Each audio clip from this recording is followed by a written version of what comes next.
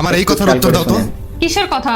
আজকে যদি তোমার সাথে আমার মায়ের ঝগড়া লাগে তাহলে আমার কার পক্ষ নেওয়া উচিত? তোমার মা এমন একটা মানুষ, সারাদিন পায়ের ওপর পা তুলে শুয়ে বসে খায় আর শুধু সারাদিন পেশাল পারে আর আমাকে কথা শোনায়, বুঝছো? তাহলে আমার কার পক্ষ নেওয়া উচিত?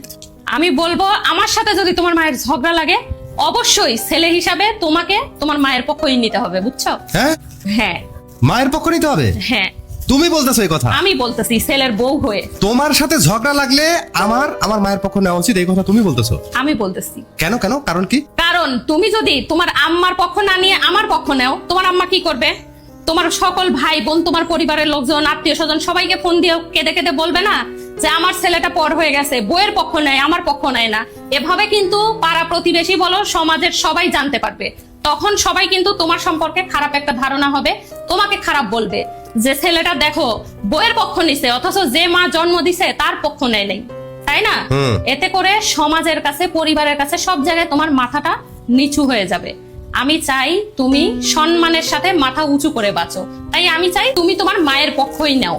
আমাকে যদি তুমি দুইটা গালি দাও কিংবা বাসা থেকে বেরো করে দাও, 2 দিন পরে কিন্তু সব ভুলে আমি আবার এই বাসায় ফিরে আসব, তোমার সাথে মিল হয়ে যাব। কিন্তু আম্মা যদি একবার যে কোনো কারণে এই বাসা থেকে রাগ করে চলে যায়, এই বদনাম কিন্তু কখনোই বুঝবে না, ঠিক আছে? সবাই কিন্তু তোমাকেই ভুল বুঝে যাবে। তাই আমি চাই তুমি সবার কাছে মাথা উঁচু করে বাঁচো, বুঝছো?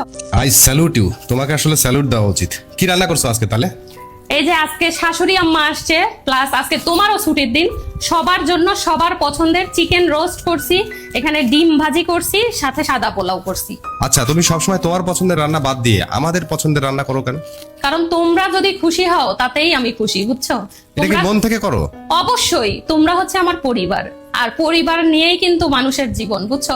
আমি যদি সবসময় নিজের পছন্দকে প্রাধান্য দেই, তোমাদের কথা চিন্তা না করি, তাহলে একটা সময় দেখা যাবে যে আমি নিজে সুখে থাকতেছি, কিন্তু তোমাদের মধ্যে থেকে আমার প্রতি বিতৃষ্ণা আসবে, আমার প্রতি যে মায়া মমতা, এগুলো কিন্তু চলে যাবে। আমি চাই পারিবারিক বন্ধনটা আমাদের মজবুত হোক। এই জন্য নিজের ইচ্ছা, নিজের পছন্দকে বিসর্জন দিয়ে আমাদের পছন্দকে বেশি প্রায়োরিটি দাও, তাই না? হ্যাঁ, তো ঠিক আছে, ডাক দাও, তোমার শাশুড়িকে ডাকো। না আমি ডেকে নিয়ে আসবো? আমি ডেকে নিয়ে আসতেছি, তুমি বসো, আমি তোমাকে উঠাই দিচ্ছি, বাচ্চাদেরকে, আম্মাকে আমি ডেকে আনতেছি, বসো।